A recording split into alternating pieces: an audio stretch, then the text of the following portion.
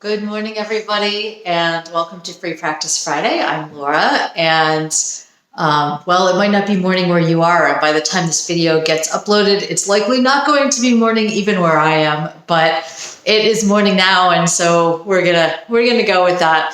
So I'm going to talk about shaking today. It's I know I've talked a little bit about spontaneous qigong, but I'm feeling like some shaking, so we're going to do a little bit of that. And I wanted to talk a little bit about first, things related to shaking. So I work with this group of qi healers. We have this monthly practice where we go and we practice on other people. We all work on each other. And so we get a healing and we get to also practice. And we were in groups of 3.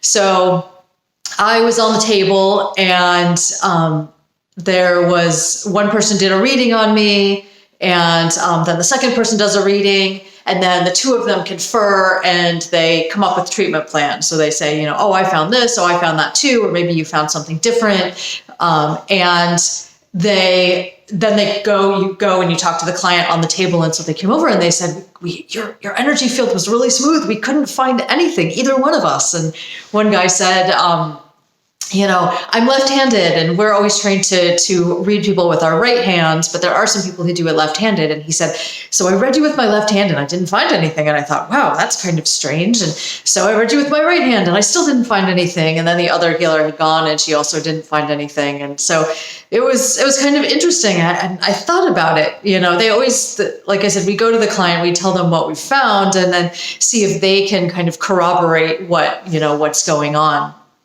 And so I said, well, I did teach a 3-hour Qigong class this morning. And they said, oh, maybe that was it. I said, I love teaching and I do get a little bit of practice in myself when I'm teaching, so we had decided that was it. But then on the way home, I realized that I also did some TRE. If you don't know what that is, it stands for, it used to be trauma release exercises, and I think they've changed the name now to tension and trauma release exercises, because it's not just for people who've had serious traumas, but really any kind of tension.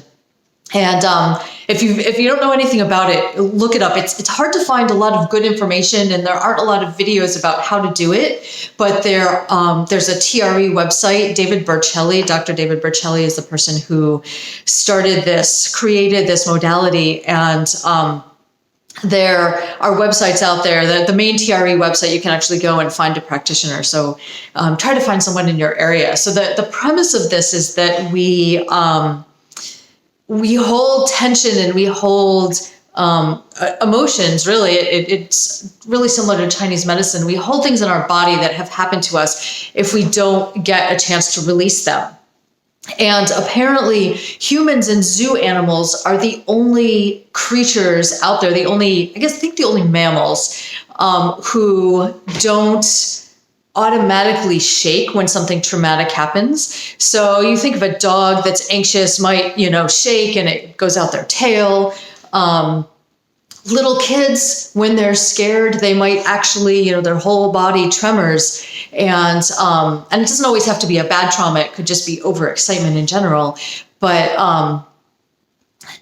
so it's conditioned out of us as humans, and apparently also as zoo animals. I can't remember where I read that, but I'd love to find it again.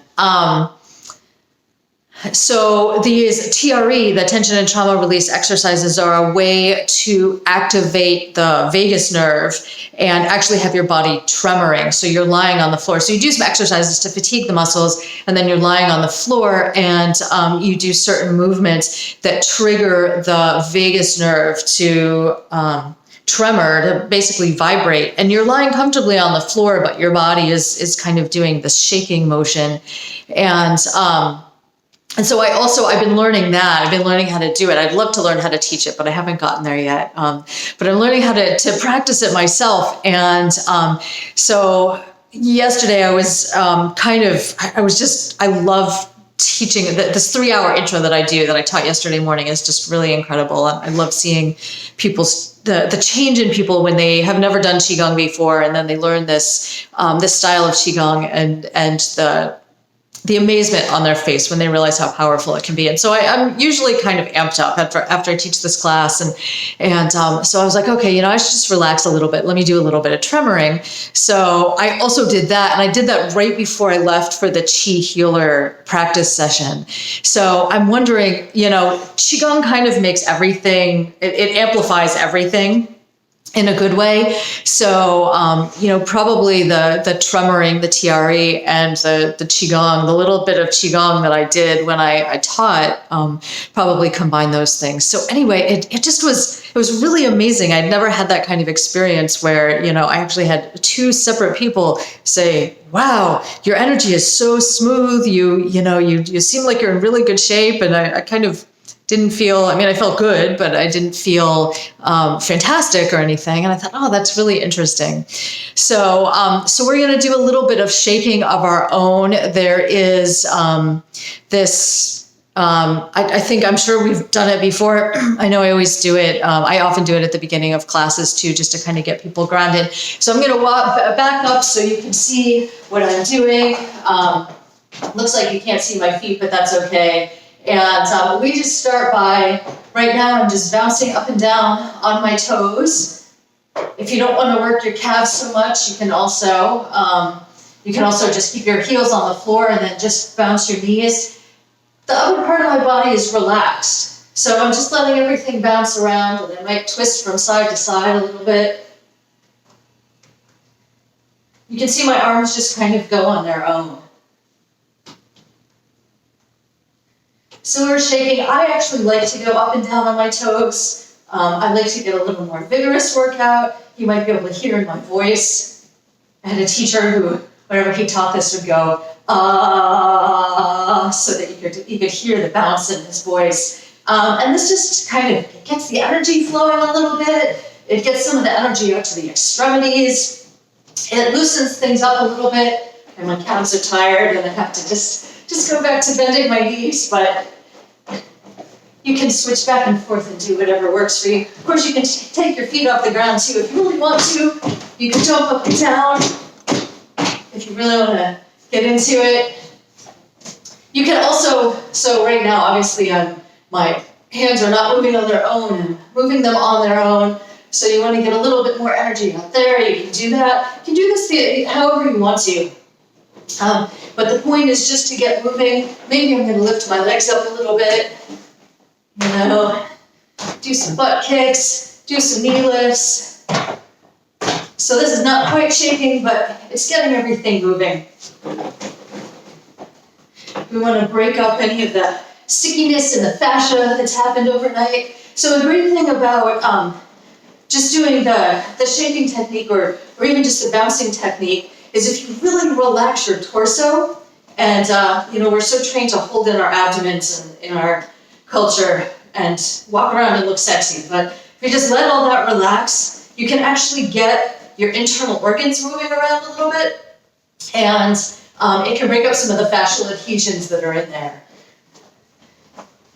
If you have a sedentary lifestyle, if you spend a lot of time at a desk, then all of this stuff in here, in your torso, it's just going to be sitting there. It's not going to really get any workout.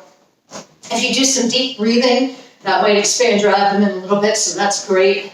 It's something you can do while you're sitting.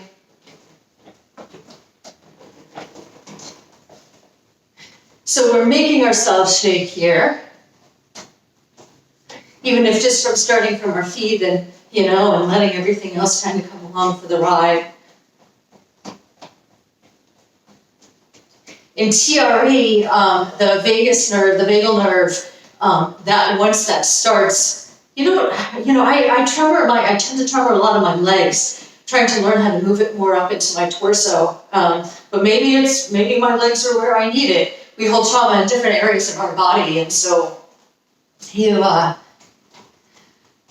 of just let your body, you learn to trust your body and not force it. You can encourage it, you can ask it, but if you force it, I find that if I try to move the tremor to another spot in my body that doesn't quite, where it doesn't need it, it doesn't really work. Everything just stops, and so I have to back off a little bit and let the body do its thing. You can always bend a little bit, find the achy spots. Maybe you have an achy spot over here and you bounce and just let, this is gentle shaking. So it's not like, aerobics, bounce and stretch kind of thing. There's going to be a little bit of more tension if you're bending over and stretching a muscle. So just be aware of that, be gentle. And I always want to shake my hands. Maybe I need some more chi in my hands. And I find that they shake from side to side more when I'm here, but I want to shake them up and down a lot. There's a business and mindset coach who I follow, and actually it's Friday, and her Friday thing, she strongly believes in dancing, and every Friday she has Shake Your Ass Friday, and so she comes on live to Facebook and she just turns on some loud music and we all dance like crazy. So that's part of it too. You can move however you want to. My arms don't naturally, I don't have a tendency to, shake them upward. Maybe gravity is kind of fighting things, but you can always put your arms up too. Maybe you just shake down in the front, loosen up your lower back.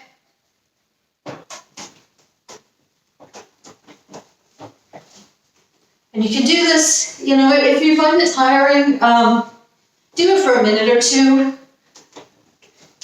I sometimes feel like I could do this today. I don't know, I just have maybe a lot of nervous energy in there or something, and I just feel like I could do a lot of shaking. So do it in a way that works for you.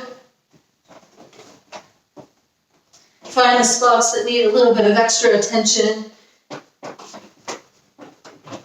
And of course, do it in your slippers or barefoot. It's getting cold enough now that slippers are good. I'm sure I could do this barefoot today. It's actually quite comfortable in the house, but it's getting to the point of having slippers on a regular basis, which I'm excited about. I love the fall. I even like the winter. It gets a little bit quiet. I find the summer too frenetic. So I'm more than happy that we are moving into the cooler and quieter seasons. All right, I'm going to leave it at that. I am going to let you guys go about your day. If you decide that you want to keep shaking, please do. And of course, always choose to be nice and have a great day. Bye, guys.